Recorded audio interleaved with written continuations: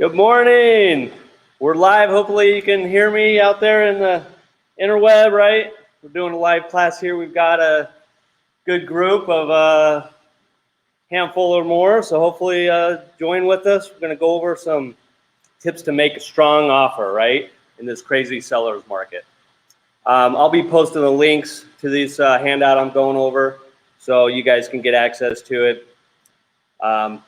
But I'm not going to dive into it real deep because a lot of it's some of the basic contract stuff is what's in this handout.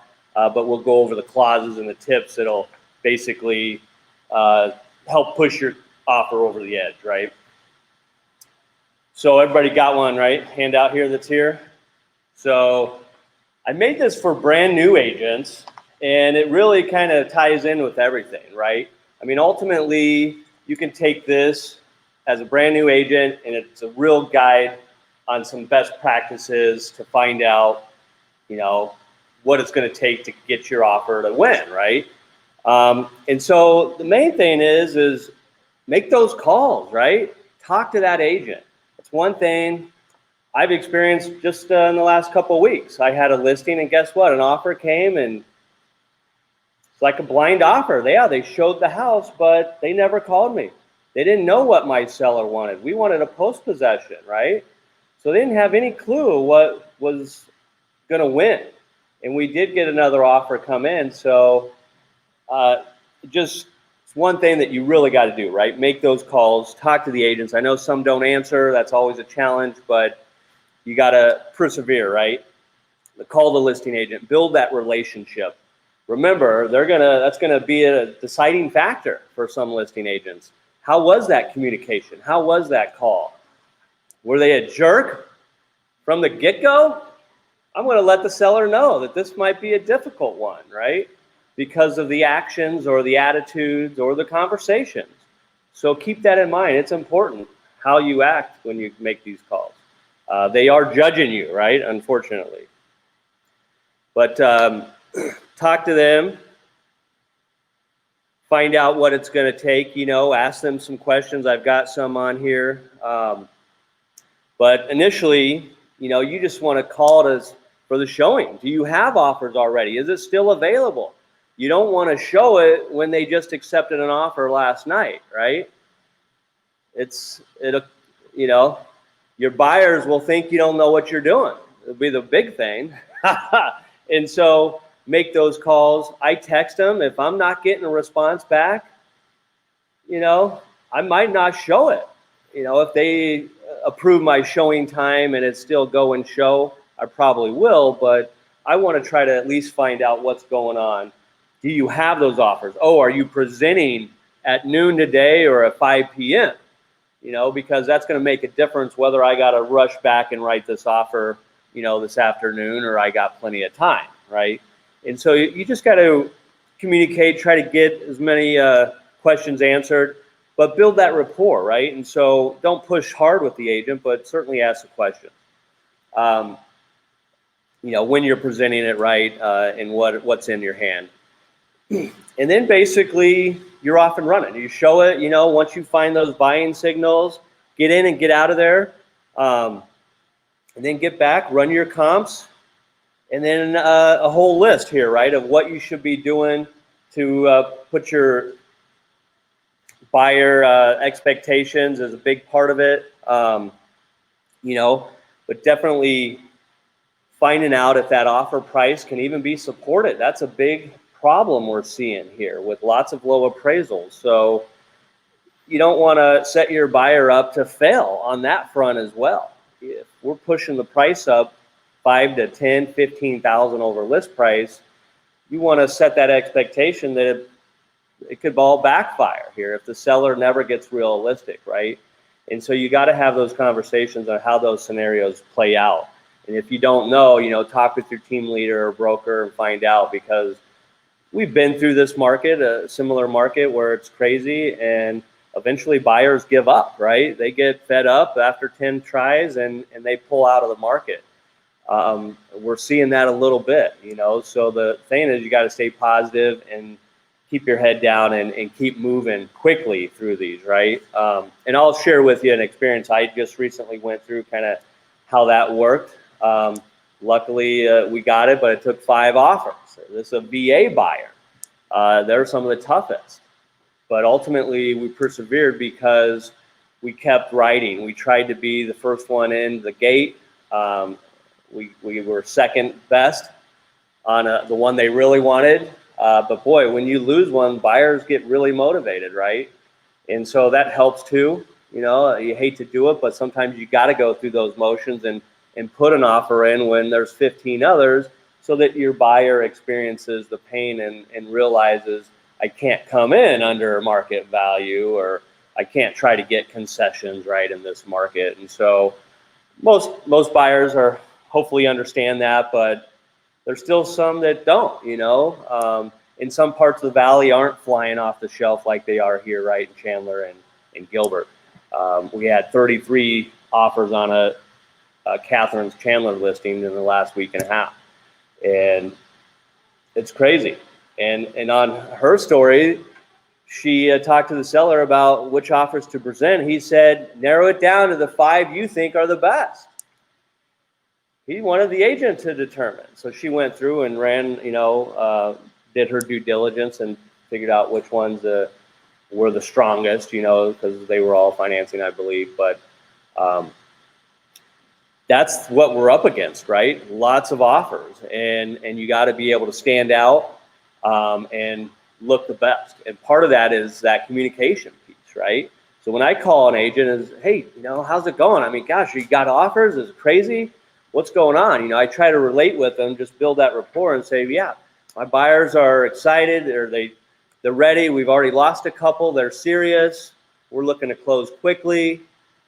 You know, we're through the hurdles on the loan. We're fully approved. You know, that can help if you're already fully approved with no prior to doc conditions. Now you can close the loan maybe in 2 to 3 weeks. That's a great tactic too that you might use. If you've already lost a couple, your buyer can still keep moving forward on the loan process, right? And so that might be an option, but we'll go over some of those different clauses and tips and tricks too here at the end. But I hope that makes sense, you know, how important it is. But that's why I call on the showing, and then I call before the offer, and then I might even be calling during when they're countering back and forth, you know, because I want more opportunities to build that relationship, right, with the agent. That's what helps seal the deal sometimes. Because just in my experience, this agent that never called me and sent the offer, you know, there's no relationship. And so I don't know what kind of deal that's going to be. But an agent that's saying, hey, I'm going to make this as smooth as possible, you know, and I'll work with you. We'll be flexible. We're going to make the inspections. We'll get through them quickly. We're going to move right along, and you know, it'll be as smooth as possible. That's the message you're portraying, right? Because you got to put your client's best foot forward. So you want to just have those opportunities. Look at them as opportunities. Don't look at it as, oh, do I need to call this? I'm showing 10 homes. Do I need to call all these listing agents? Do it. I mean, that's our job. That's how we used to do it, right? I've been doing this 20 years, and that's how we did it. We had to call. We didn't have showing time. And that makes a difference. You build in those relationships, talking to the agents, because that's what, you know, this business is. It's all relationships, right? And so if you're the fighting agent that always wants to fight against the other side, you know, that gets out there. And these other agents know that. And if I got an offer from one of these fighting agents, you're not going to have much luck on my listing. If I have anything to say with it, I'm going to let my seller know my experiences and the facts that I've been through, right? Because that's how we set our expectations for our clients. It's all based on our experience and our facts, right? So, but setting expectations is critical, definitely.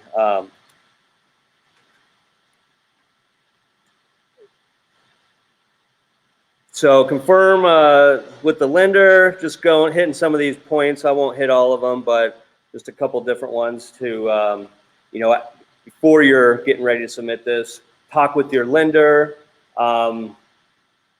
one thing is, we used to do the pre-qual for the amount of our offer price.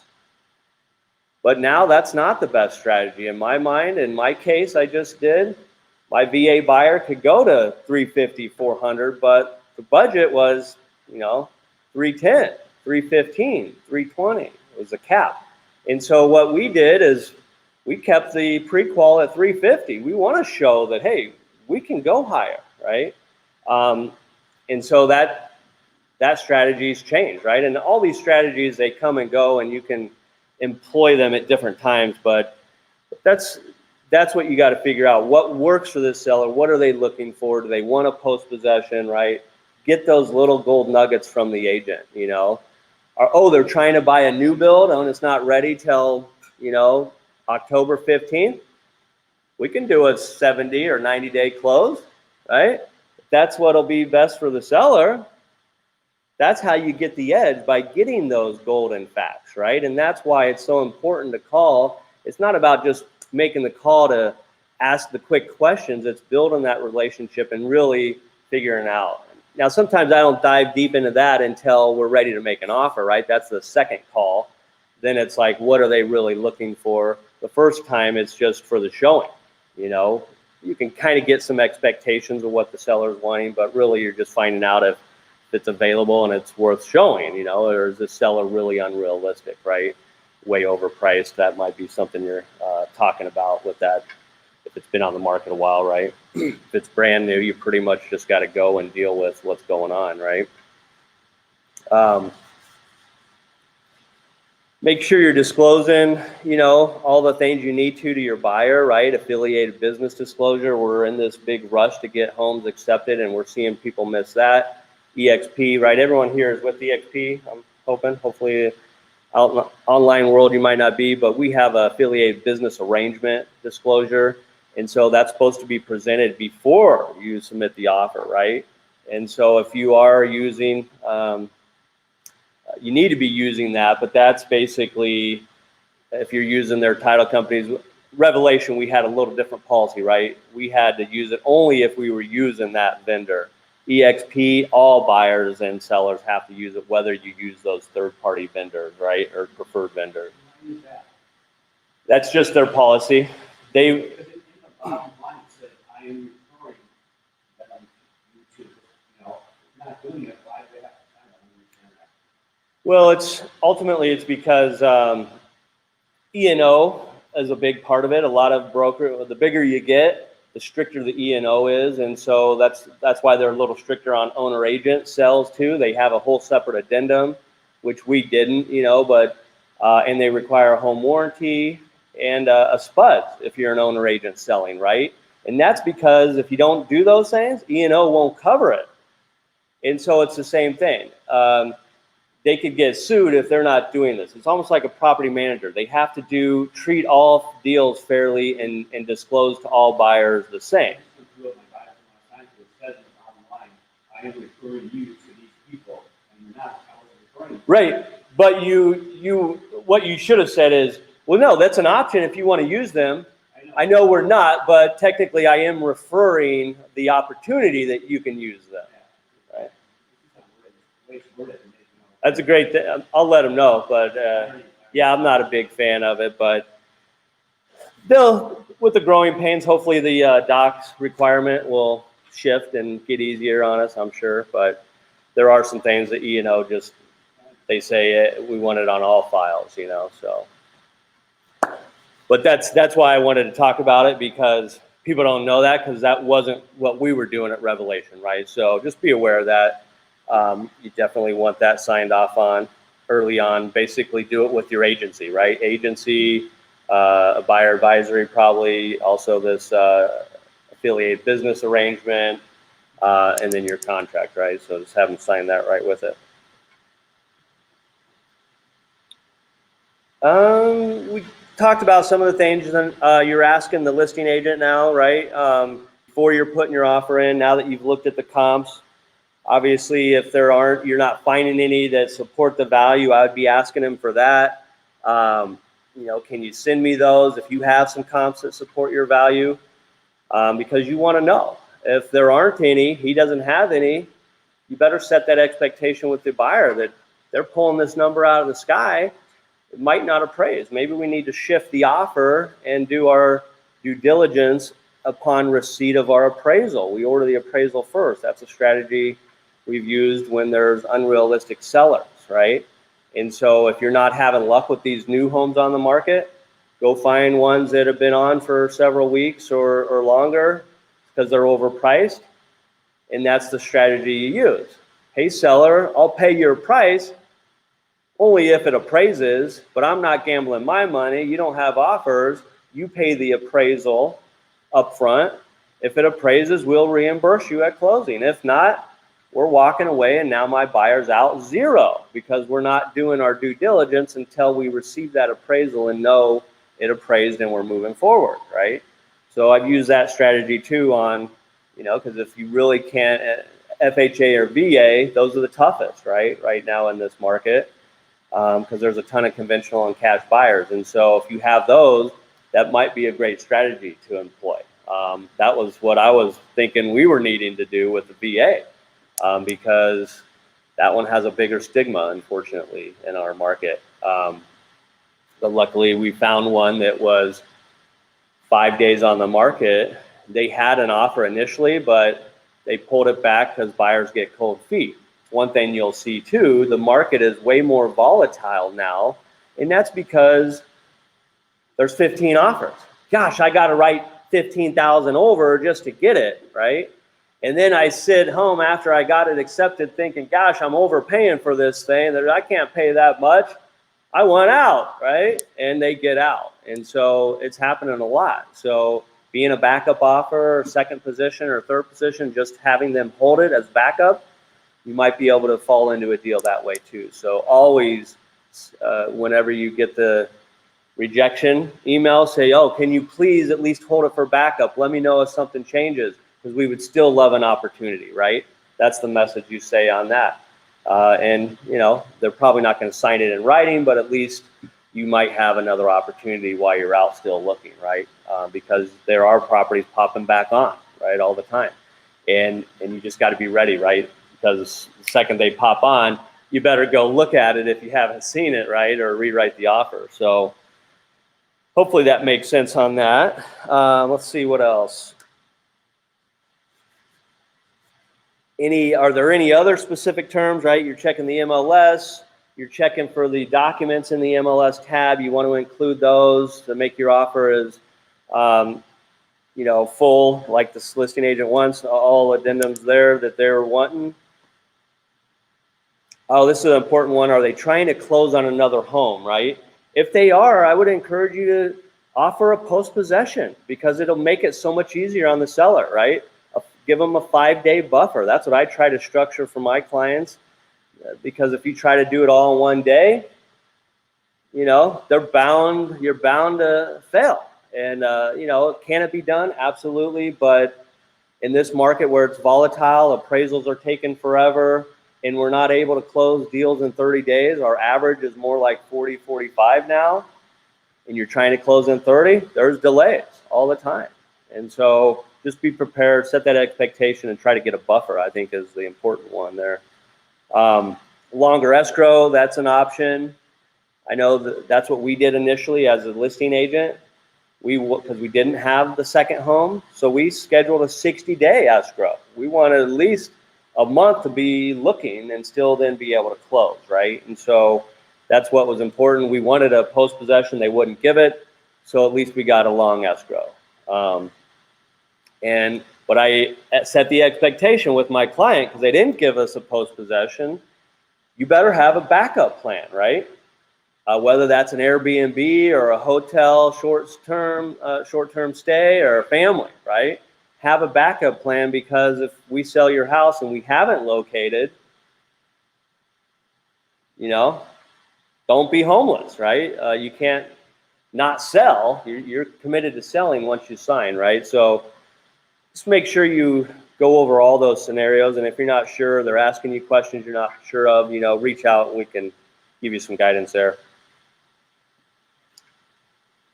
Preferred title company, that's huge. If there's not one in the MLS, ask the listing agent. That'll go a long way. That's a great question, right? When you're asking them, hey, I didn't see you put a title company. Who's your favorite that you guys would love to use? Great. Because the reality, their fees are all about the same, right? Unless you're trying to do a double close, then maybe you want it at yours, right? So that was one of the challenges we had on this VA deal. We were already under contract. We wanted the same title. So we had to give a little bit. We gave a little bit more price. And so ultimately, you know, they got what they want, and we were able to get the date and the title company we wanted, right? So that's a big thing to set the expectation, right, with clients in this market is you can't have your cake, you know, something in the video here, cake and eat it too, right? It just doesn't happen that way in this market.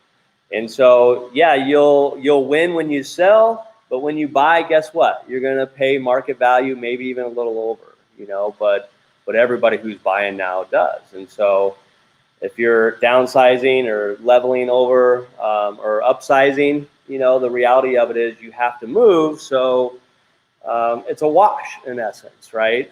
Unless you're downsizing and you can rent, you know, you sell at the top of the market and then rent until prices come down and you might get ahead. But if this is a personal place to live, I tell clients you can't worry about time in the market. If you need a house for your family, you got to buy what we can get. And here, you know, this is how it works. So, and if it's not the right time, I get it.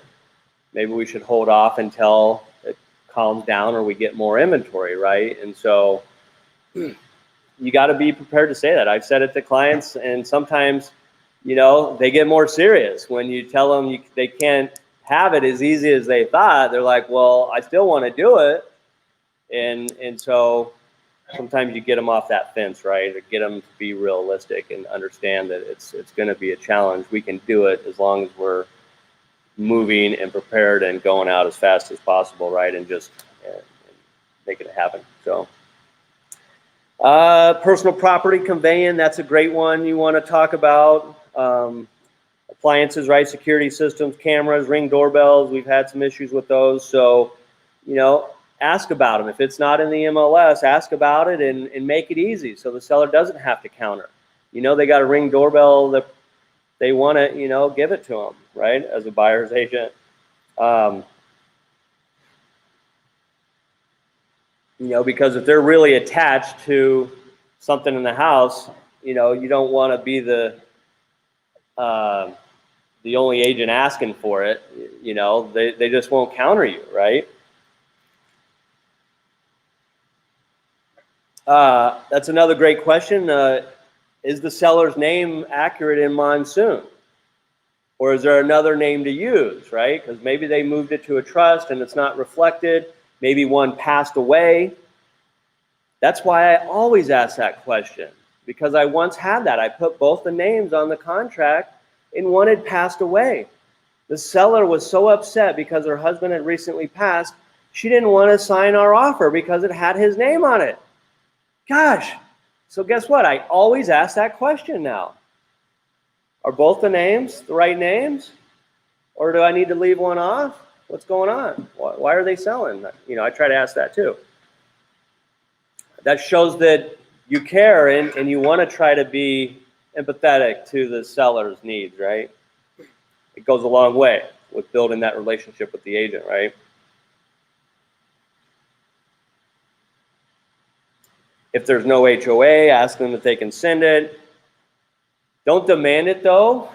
And if they don't get it to you and you still need to put your offer in, submit it without it. I'm sorry, with it. Just leave page 1 blank. You don't fill that out. You just set the expectation with the buyer of what they are. Estimate. You know, here's what other MLS listings are showing. It looks like they're about X amount. Looks like there might be a transfer fee, maybe a capital improvement. We'll verify all this during due diligence. You know, and if they're comfortable paying them, you know, you pay them. If there's no other offers and there's no HOA, I put the sellers paying them all because they didn't tell us what they are. But in a multiple offer situation, you can't do that, right? You got to probably pay them all as a buyer. So just get an idea of what those are. But but know that you got to verify during due diligence. Set that expectation. And those are the main ones that I ask. Just try to get as much detail as I can, and then that gives you that ability to go back, put the best offer together. And then so the rest of this document, is basically I go line by line here. Line 1, how you should be filling it out. So like, again, new agents can take this and complete an offer and feel confident they didn't miss anything. Seasoned agents, if you haven't gone through line by line, this is an idea of what I've seen over the years and what I think to be some of the best ways to structure the different terms and sections of the contract. I'll open it up for questions if anybody has on any particular lines, but I'll just hit on some of my favorites too.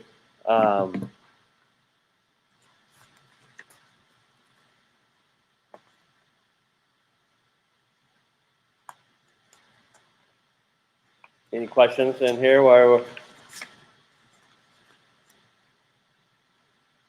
But we'll go down like earnest money. That's a big one, right? It's one thing that you can use to strengthen your offer. And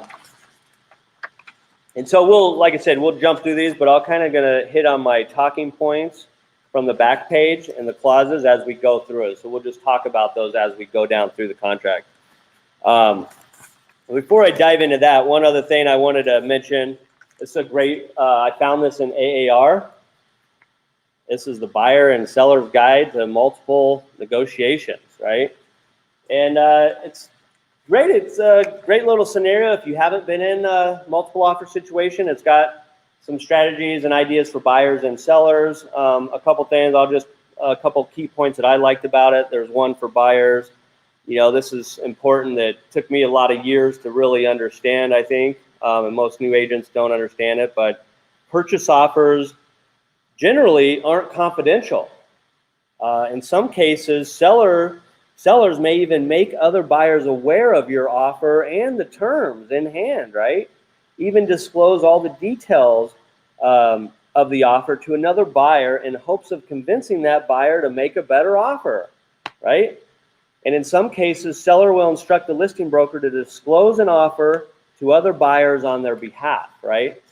And so what's that all mean? It means if I've got two offers, one's cash, but he's $10,000 under list price, and I got an FHA or VA at list price, I'm only going to call the cash guy back and say, hey, I got multiple offers. We'd really want to work with you, but we've got full price offers. If you can come up to full price, you're going to win, right? Or I might just counter him directly with the multiple counter offer and try to get him up, get him to his highest number, and then let the seller decide what's the best offer, right? And that's the real thing you need to know is there's lots of strategies that sellers handle. They might counter one, they might counter all, they might say highest and best, they might tell you nothing and just take the first offer because they want to be fair to the first person. Crazy, some sellers do that, even when it's 20,000 less. I've seen sellers do it, right? And so that's why you want to be first to the game too, if you can. I thought we were going to win one with this VA buyer because we were first. We had the offer to them within three to 4 hours of her going live on a Friday at noon. It wasn't even on the list. I was showing, and I know this was Saturday, and it popped up at noon. We were halfway through our tour. We added it right in, and luckily we were at the end of our tour, so then we went and wrote right on it. We didn't win it because there was a better non-VA offer. It basically matched ours conventional, right? And so that's a challenge. But they collected them, and so we could have tried to push. We want a quick decision. I've seen agents doing that. I haven't had a lot of success on pushing listing agents to make quick decisions, but some cash buyers want to go that route.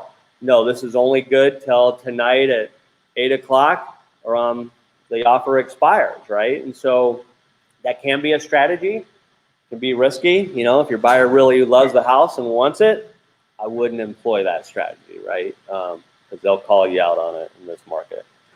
sellers don't care. They think it sells so easy.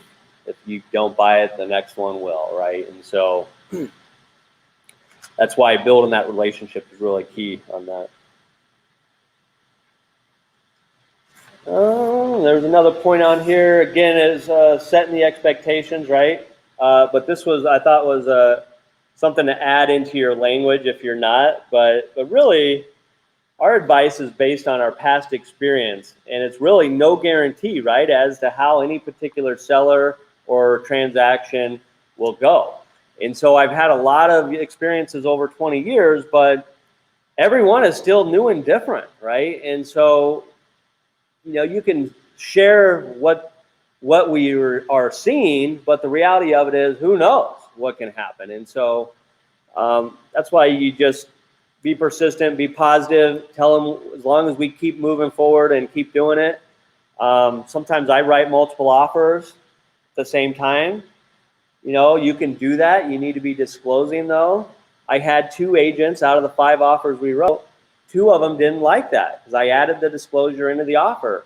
And so their question was, well, if you guys have other offers out, you know, you're probably not going to be in the running. So now that I knew that was a concern, I immediately sent them a written message saying the buyer does not currently have any other offers out. I gave a written disclosure that we didn't, because we didn't at that point, and that gave them reassurance that they wanted, you know. And so on the one we won, it was the same thing. So on one of them, the one I thought we were going to win, that was her concern. I overcame that. We ended up losing still. But on the one we won, that agent had that concern too. So a good listing agent is going to pick up on that and either want to counter that out, and that's basically what she did. She countered out that language that we could continue to write offers, right? It's smart. But I like to put it in, you know. I just add in a disclosure that says buyer reserves the right to submit multiple offers. Right? Yeah, that's the best place. There's actually a form for it. Multiple offer and counter offer. Oh, you can't see that well, but basically you can send this as a buyer with your offer saying, I've got another offer out. So once you accept ours, then we're going to do the final acceptance as a buyer. What seller is going to deal with that with multiple offers? Nobody. So I wouldn't use this strategy. And to be honest, in 20 years, I don't know if I've ever seen anybody use it, but we've had it. But what you need to know about it is it's an ethics violation if you're writing offers and you're not disclosing you're writing on more than one, unless your buyer can buy 2 homes, right? But if they can only afford to buy one, you need to disclose that you're writing multiple offers. I don't like to do it. You know, I try to avoid it as much as I can, but in this market, it's hard not to, you know? So definitely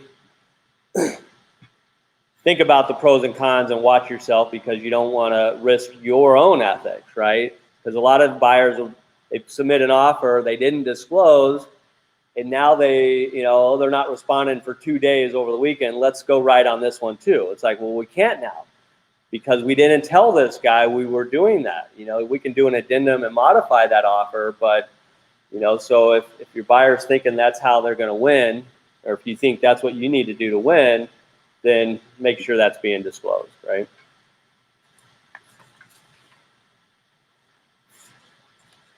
And then they had a couple great questions on here that I'll read that I thought were really, and these can work for buyers or sellers.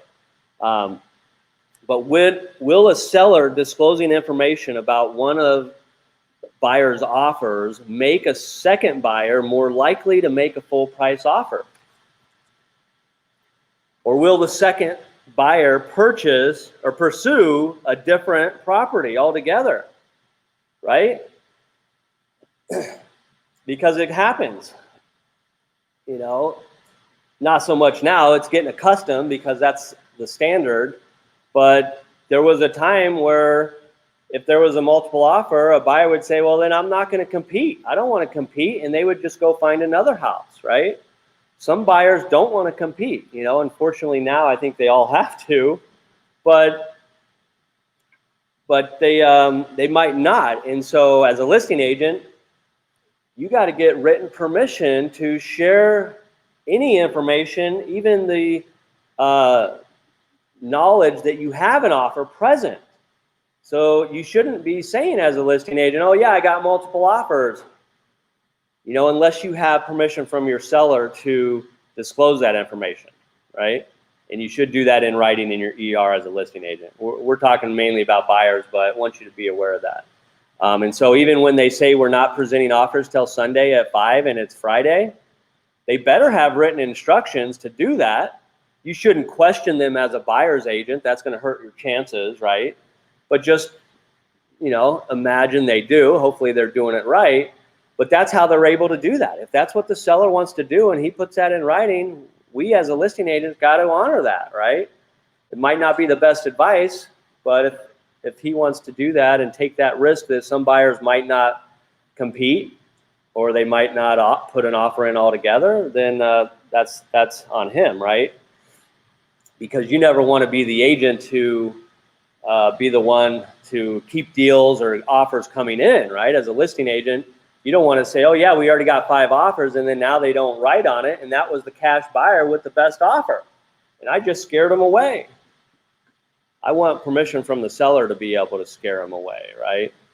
But I'm going to try not to. I'm going to say, yeah, no, we're submitting highest and best. Get your strongest offer in and you'll have a shot, right? We're doing it at 5. And so that's why it's important to have those talks, right? Here's the other one. Will telling several buyers that each is being given a chance to make their best offer result in a spirited competition for the seller's property? Or will it result in the buyers looking elsewhere, right? That's the reality. Will it, you know? In this market, they'll put a stronger offer in. That's what we're seeing, right? They're going 10, 15,000 over, we're hearing. Waiving appraisal is big. We're seeing that on all the forums. We don't recommend that, of course, but we'll dig into, you know, some strategies on that here in a minute. But the last piece on this, and this is again from AAR, National Association of Realtors. They had a great summary here at the end, but I'll just read it. Finally, buyers and sellers need to appreciate, right, that in multiple offer situations, only one offer will result in a sale, right? And the other buyers will often be disappointed when their offers are not accepted. While there's little that can be done to avoid that disappointment, fair and honest treatment throughout the offer and negotiation process, coupled with prompt, ongoing, and open communications, can enhance the chances that all buyers, successful or not, will feel they were treated fairly and honestly. That's the one big thing I'm hearing now a lot is from buyers agents, like, I don't even think they presented my offer, right? Or they didn't even hear us, or they didn't give us a time, an opportunity, or they didn't communicate. They didn't even tell us we were rejected. All I saw, it went to pending. And so that's unfortunate, but it set that expectation with your buyer because it's the reality. If you put 5 o'clock tonight on there on a Friday, they're not responding at 5, right? You'd be lucky to get a response tomorrow or Sunday at 5, maybe even Monday. And so I learned that lesson early on. I once forgot to set that expectation and we put 8 o'clock. I knew they weren't probably responding, but I didn't tell my buyer. And they were in knots all night thinking they were going to hear. They were so over it the next day because they're like, oh, the seller screw him now. We were up all night. And I'm like, oh my gosh, that's my fault. I should have set a better expectation. And so that's part of this, you know, make sure they understand that they're going to do what they want. They got a handful of offers. We can't bully them or push them. We got to act like we'll do whatever they want, right? And if they don't want to respond till Monday, we say, great, no problem. We'll get you our best offer by then. But I might call back, you know, if they're responding at 5 Monday, I might call back at 3 and say, where are you at? What's it going to take now to beat it? Am I still in the running, or do I need to come up another 5 or 10? What's it going to take? Is there anything I could do? You got to ask that question 2 or 3 times, a couple different ways sometimes. And you'll be surprised. They'll say no the first couple, and then they'll finally tell you what they want. That's why I try to call 2 or 3 times, right? Because you just get those opportunities to find out any little sliver that'll help you. All right, so enough on that. Let's dive into the clauses. And so you guys have some of these. I didn't write out all the clauses, most of them we have somewhere. But this is the gold, right? Most people probably wanting. Hopefully everybody's online. I don't know if anybody's chatting. I'm not seeing it, so if they are. I don't know where it goes. I apologize. Any questions on anything so far? Before we? Yeah.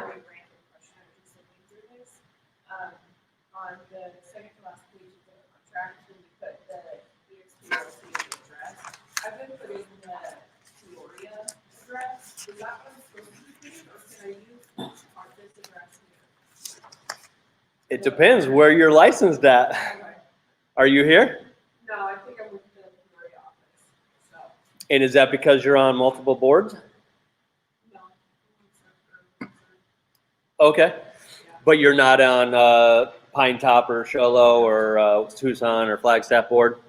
So if you're joining outside boards from their local valley, you have to hang your license out of the Peoria office. And so you can transfer that through ADRE if you want to transfer it to here. Definitely I would if this is where you work out of. But it should be where your license is currently. Yeah. So, yeah. Uh-huh. You guys are gonna have these DVD. Yes. Just put any warranty on it. You can use the offer, you don't have one. Right, and so I used to put TBD too, probably my first 10 years until I started getting into the broker issues. And we've seen some issues. We've actually seen where they put TBD and to the buyer to order, and the buyer's agent or buyer and title didn't order it, and it closed, and nobody caught it. And a month later, the AC broke. Guess what the warranty company says? We're not covering that. We don't care there was a mistake because it doesn't even have our name on that contract. And we've seen cases the opposite. So typically that's why it's denied. But we've seen them the opposite, Old Republic, because they're one of the best. I've used them for 20 years. If you pulled Old Republic on there and it got missed and wasn't ordered, but it was outlined on there, guess what? They'll most likely cover it. They'll backdate that policy because there was a written instruction saying, no, we are using XYZ company, right? Whereas if you put TBD, are you really getting one or not? Maybe if you have it working for closely, you know it, after the inspection. So here's how you do it. Just an addendum? You put a company, your recommended one, and you tell the client, you can look at all these during due diligence. If you want to switch it out, you find a better one, then we'll just do an addendum and we can do that, right? The seller would have to agree, but the seller's not going to care as long as it's not cost them anything, right? You just switch the title, the name of the company. I just have one TBD, but I got it, it shows only color after inspection. Was that an addendum anyway saying you, Not if the policy's in force. You're fine now if it's in force, as long as you order the policy. Yeah, you'll be all right. But that's the risk. It's a very rarely ever happens, but, I hate to see agents get caught up in it. And that's the beauty of this, learning all these things, I did the same thing just because, I never saw the end result of one going bad. And that's the thing, bad things happen to deals. And when they do, if it's not clearly defined, it's gray. And then title can't make a decision, right? If it's a gray area. So hope that helps that. All right. So clauses, KISS letter, right? Keep it simple, stupid. Is everybody doing those? Oh, battery dying? Oh, great. You want to do me a favor? Could you? Sweet. I guess streaming uses more battery power. This usually lasts all day. All right, so letters. Catherine just gave me a great one. She just saw an awesome buyer video. Have your buyer doing a 1 or 2 minute video. Way more powerful than the old letter. Don't get me wrong, letters work. We used one too on the VA.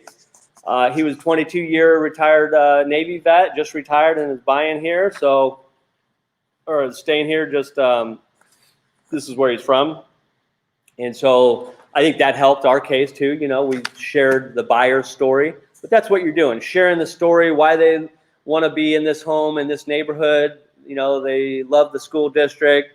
Tie in something emotional that probably the homeowner likes about the area. You know, so. You saw they had a bunch of horse pictures on their walls, you know, tie that in, right? Make that connection. Or you do a real personalized general one that you can use for multiple ones, you know, because you might need to send it. Yeah. Just something that I've done with some of my buyers is when they're out touring, I'll actually, on their like top pick or if you really like the house, I'll actually have them stand in front of the house and I'll take a picture of them in front of the house to include in the letter. Nice. I want an offer because of that photo. Nice. Right, something where they're showing, yeah, this is the one, right? Something, awesome. Earnest money. Think about the competition and be stronger, right? This one, as a broker, I don't like it.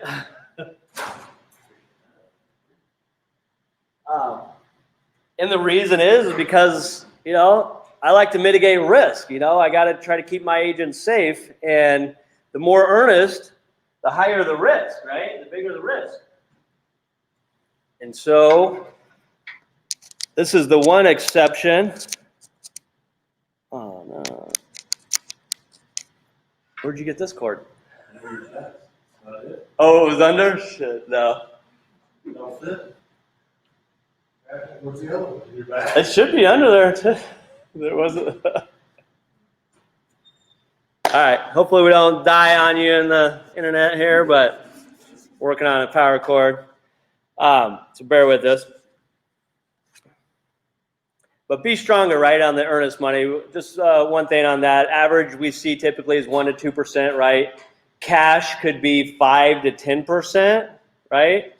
Is kind of average. Bank-owned homes, they used to want 10% on a cash deal, so keep that in mind. That's high and risky, but cash deals is not as important, probably be super strong unless you're competing with other cash buyers. So ask that question. If you're a cash buyer, do you have cash offers, right? It's great to ask that too. What are your offers? They only have 1 or 2. Are they VA, FHA? Try to find out the details. Is it cash? That'll help you position and strengthen yours too. And so what I tell buyers on that, you know, if $300,000 house, you know, normally 1 to 2,000 is what we customarily see. But in this market, if you're putting down anyway 3% or 5%, I mean, go up to 5, 7,000, you know, 9,000, a little bit stronger than the pack, right? That's what sets you apart. Each of these things you tweak a little bit to the buyer's comfort zone. Escalation clause, the tips in the language. This is a language I've kind of tweaked over the last year or so. Sorry, I didn't even look to see if it was the wrong one. Yeah, I didn't realize that other one was still in there.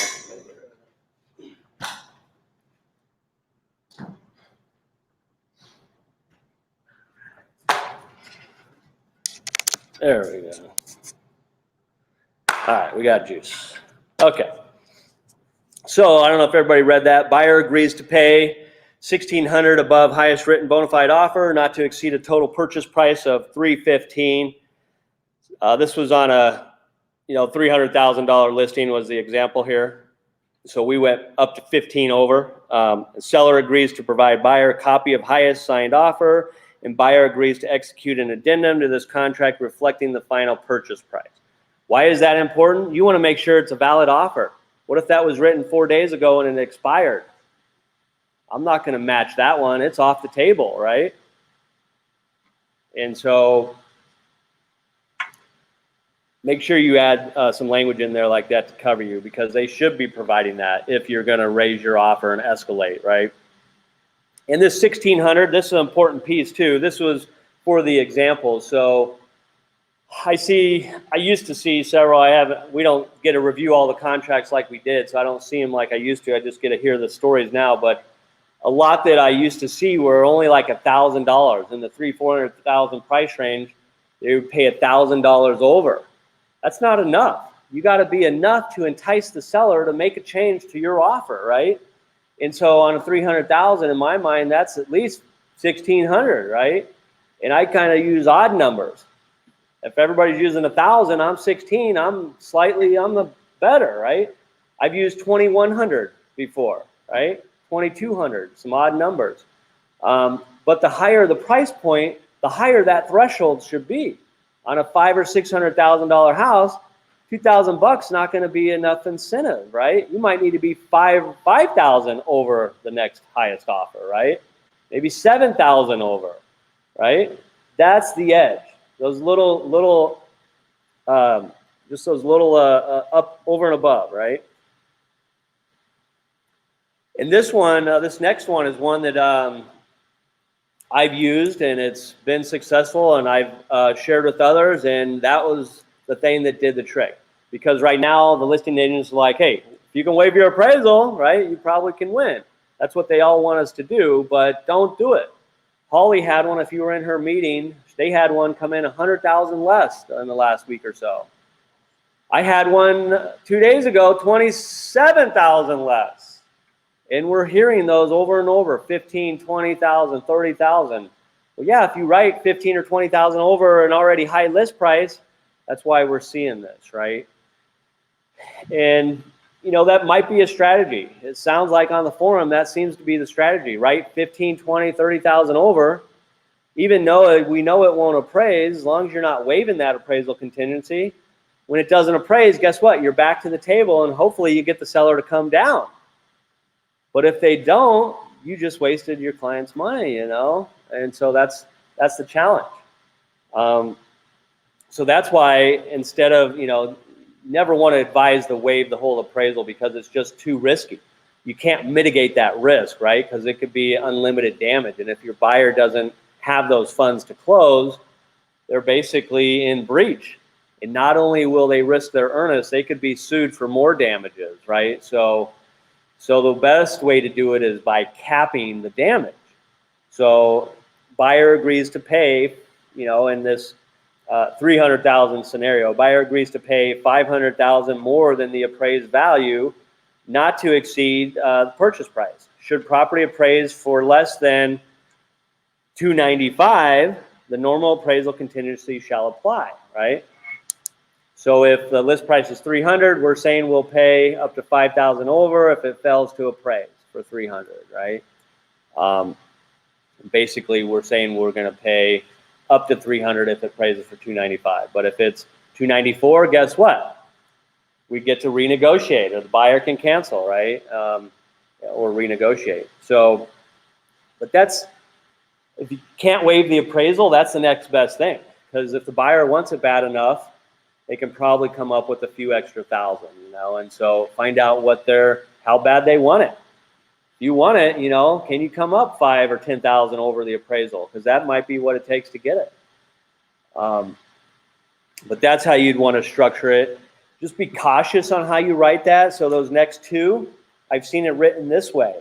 Now think about this. If you write it the first way there, buyer agrees to pay up to 5,000 over failed appraisal. Does that mean the seller automatically agrees if it comes in 20,000 less?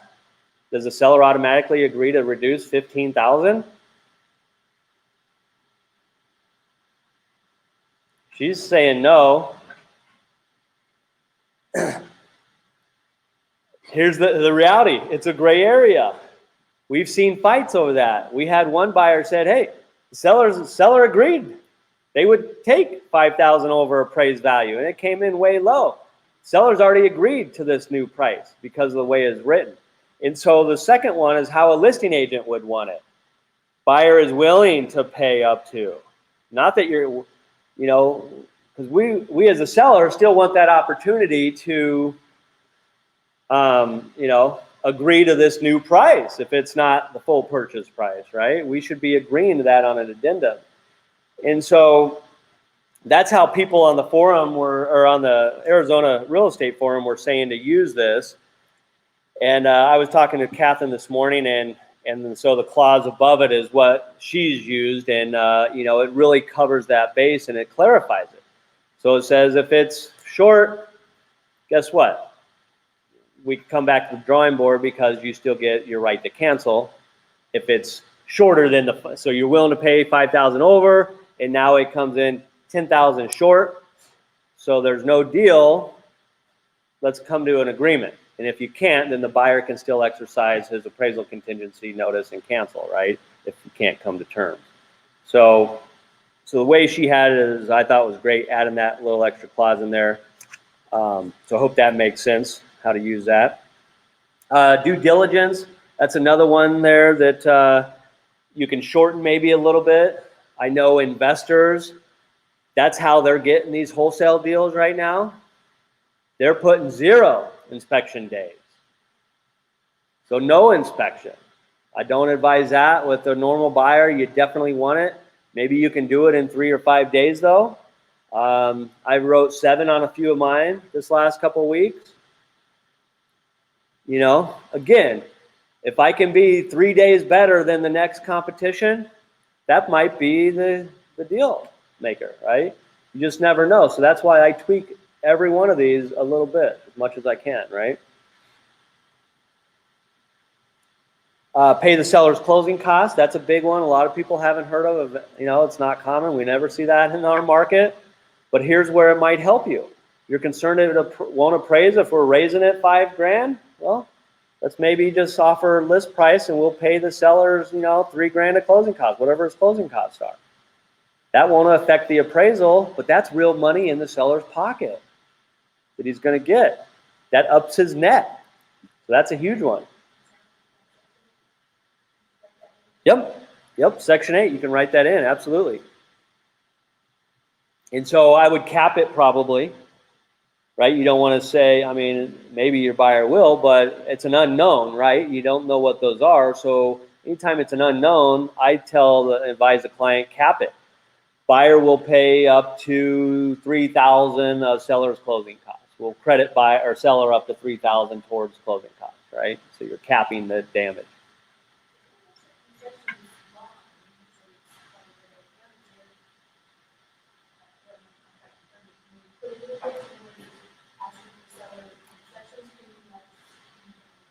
Yeah, you'd want to write it in additional terms. You need to write that out, right? HOA fees, right? That's another one where sometimes they're not a lot, but maybe $1,000. Pick those up as a buyer. Capital improvement, even the disclosure fee. I know the form says it's supposed to be paid by the seller. That's the law, but guess what? We can negotiate that, so you can pick that up too. Have a lender call the listing agent. That's why I thought I had almost won the first one that we were second place on with this VA buyer, because right when I submitted the offer, I called the lender. My lender's great. He's a vet himself, so he was doing everything he can to help this vet get a deal. He called the agent. Like, the agent was so caught off guard, didn't realize even who it was because she hadn't even opened the offer yet. And here the lender's calling saying how strong the buyer is, right? But that put us above most of the rest. And so then when they were taking highest and best, I'm like, well, are we still? She's like, yeah, you guys are still the highest. It's just that it's a VA deal. And so, put in, if you can raise it, do it. And so we did. We strengthened it even more, and we were paying $5,000 over appraisal on that one too, but we still were beat out. But we just kept at it, right? And that's the thing. You just got to keep moving on and hopefully get through it. but that helped. Oh, and so that was a 2 or 3, just to finish that thought on that. That was a 2 or 3 day process because they said highest and best, and we went back a couple days. When they were about to make their decision on Monday afternoon, they called the lender again and had a great conversation. The lender called me saying, I think you guys are going to win. I just had another great call. So again, my lender was responsive, took the call, or and had that conversation to show how strong the buyer is. Because some of the questions were, do they have funds to pay up over, right? Because we were saying we were going to. They wanted to confirm that.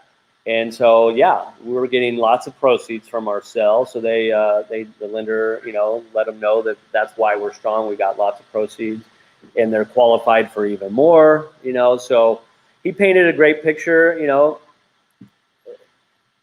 But again, it was our best foot forward. That's what you got to do almost on every offer. And if you're doing all these things consistently, that's what's going to get you to the finish line. It might not be the first one, but at least, these are the best tools to help you get there. And then additional clause addendum. These are probably everybody's seen that. If you don't know, that is in our zip forms and our transaction desk, right? Additional clause addendum. This is the last piece I'll just talk on, but this already has, 7, 8 different clauses already pre-printed. So if you haven't seen this, you should get familiar with it. There's a couple great ones on here that we're using now a lot. Non-refundable earnest money. So that could be one you do, and this is basically after your due diligence, you're waiving your earnest, right, after the bins are processed. So if you are going to make the earnest non-refundable, this is a great clause to use. So either use this or something similar. Same with the waiver of appraisal. If that's the route you're going to go, there's a clause already. Use the clause that the AAR has already come up with for us.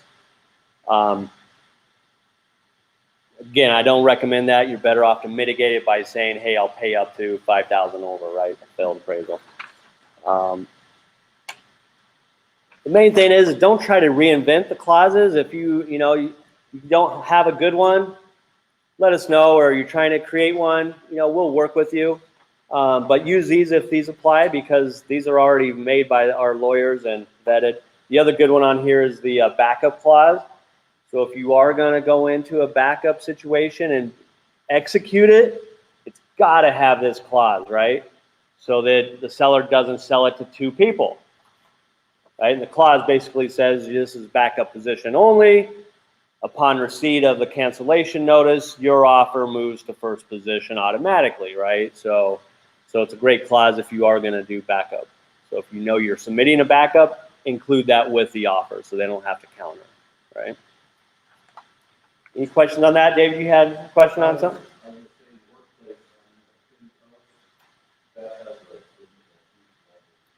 Yes, she does. So on our Arizona State Group workplace, so she has some clauses. She has a escalation clause. I think what I use is we pulled from the Revelation one. We have an extra sentence in there essentially for the bona fide offer. It's a little stronger in my opinion, but definitely there's a handful of good clauses she has too in there. If you haven't seen that, take a look. So what else? Anything else? Any other thoughts or questions? Yeah.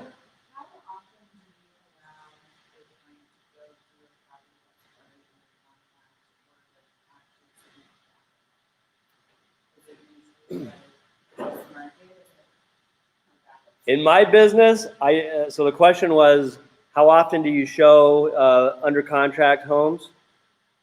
In my business, I try never to show those because they're sold, right? I don't want to get my buyers' hopes up. And so I try not to write backups. The only time is when we got beat out. Yeah, keep it as a backup. Or my clients saw it and this is their dream home and they want a shot even though it's already gone, then I would write a backup, and maybe show it. But normally, yeah, no, I don't show those. I mean, they are getting shown, I've heard a little bit. The CCBS, those are getting shown for sure. They didn't used to at all, a year or 2 ago.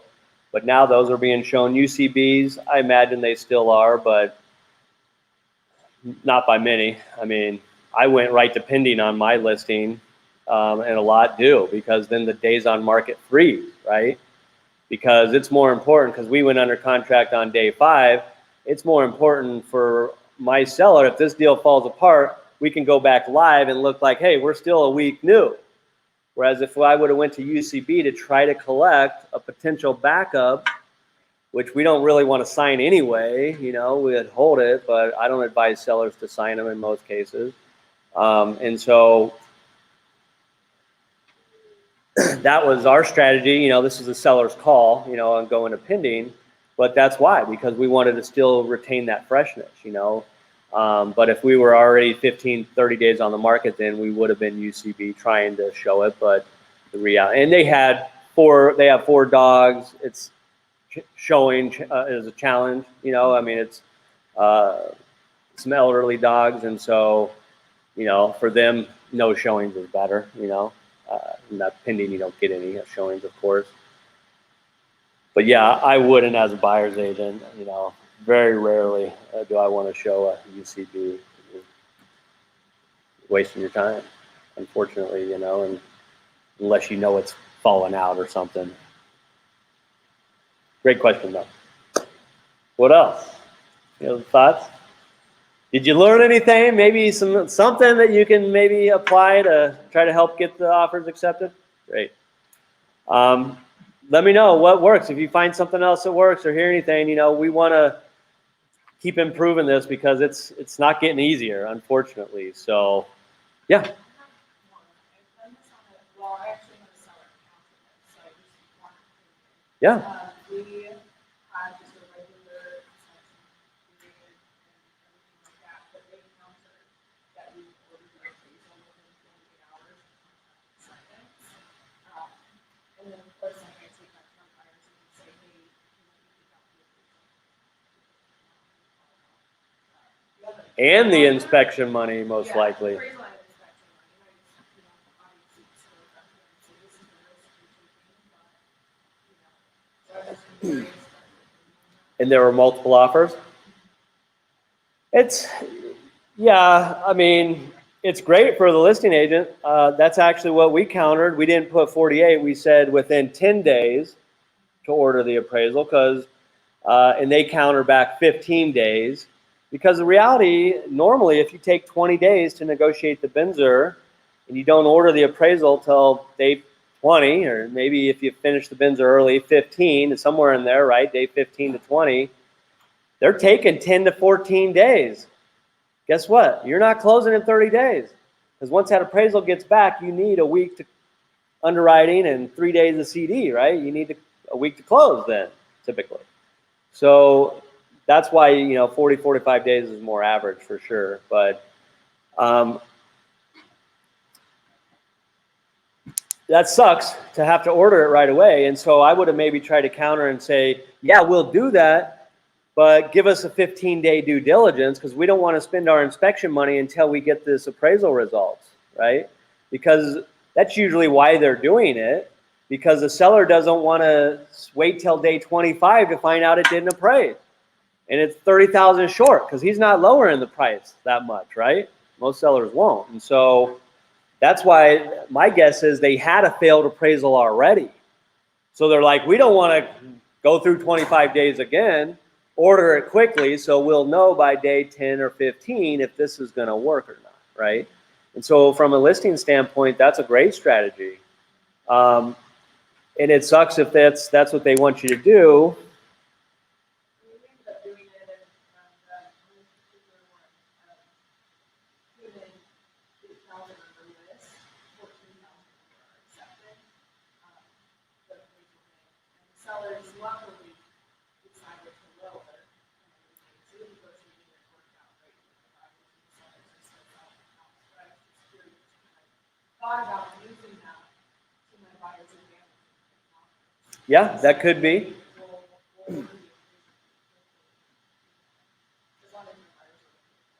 The challenge, though, is now it forces your buyer to commit more money, right? So 400 inspection and 600 appraisal. Now they're in it for $1,000, right? And so you know, a lot of buyers in that 300,000 price point can't afford to lose 1,000 and have to find another house. So that's the downside when they are trying to force you to do it early. And so if that's what they force, how I would have said is, buyer, let's pay the rush fee so we can get it back maybe in 7 or 8 days, and let's hold off on our inspection until then if we can. But that's a risky move. That's why the better thing is, can I get 12 or 15 days, and then you try that strategy. But the reality of it is, can you get your appraisal back in 10 days? Probably not right now. I mean, mine, this VA one, it took them, she ordered it. It took a week before they confirmed a date, and then it was like 4 more days out. It was literally, yeah, when, I don't know what day it was. It must have been, I mean, they didn't order it though till roughly day 10. But so then, even though we had countered, you know, order it by day 15, they ordered it day 10 or 12. We didn't get it till day 25. You know, it still took forever. You know, so it's nice to put in as a listing agent for 10, you know, days or shorter. But the reality, you know, can you cure them? If they're not through the Binzer, they're probably just not going to do it. You know, because if you're still negotiating that Binzer, I wouldn't order it. I'd go into breach. I got 3 days. I can be in breach and not order that, right? Same with you. You could have waited till, you know, they said 48 hours. You could have waited till 5 days, right, to order that, and still, you know, without being able to be canceled. And that's if they cure you. So that 3-day timeline doesn't start till they cure you, right? Yeah, no, great. Nice one that I didn't have on there, but yeah, awesome.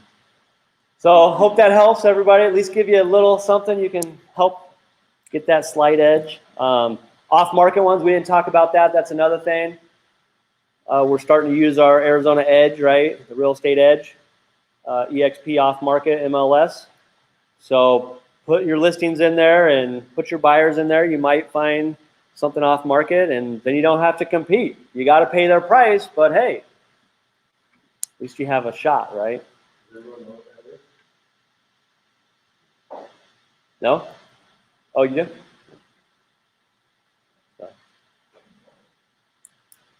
No? Yeah? Everybody knows? It's basically online. It's an MLS system, but like exclusive to EXP. We used to have it for Revelation.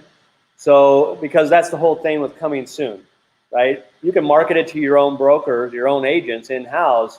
You just can't market it to the public. Once it goes public, then it's got to be on the MLS within 1 day. Yeah, they do have an app, but it's Buy Side is the company name, but it's a basically you can go in and add in your listings, or you can go in and put in your buyer's information, and then when somebody adds a new listing, bam, it says, hey, the listing matches your buyer's criteria. There's a lot of agents, you know, I try to, on all my listings, I try to get a week at least off market. So, because it takes a few days to get photos anyway, 3 days or more, 4 days to get them uploaded. So I try to get at least a week, if not 2, to pre-market it before we go live. And during that, I'm putting it in that system. So, you know, maybe, and the idea is to the seller, if I can sell it without going in the MLS, I can save you a little money now. Maybe I'm only paying 2.5% on this exclusive site. And then when it goes on the MLS, I'm paying 3, right? So if we sell it off market, yeah, we won't get 10 offers and bid up, but you won't have people trampling through your house either. We'll get one solid offer at full price, you know, you won't have to deal with the showing. So if you got 10 kids or 5 dogs, that might be the best strategy, right? So, because that's the real challenge, right? If they're not accessible and you can get, you know, 20, 30 people through on the weekend, you know, that's what's going to get you the home sold. As a listing agent, you need many people through, right? And when they're trying to restrict those access hours, it makes it tough. So, all right, well, I've gone a little long here, so hopefully you got everything you needed and can get some offers accepted. So go out there and do it. Don't get discouraged though. You can do it.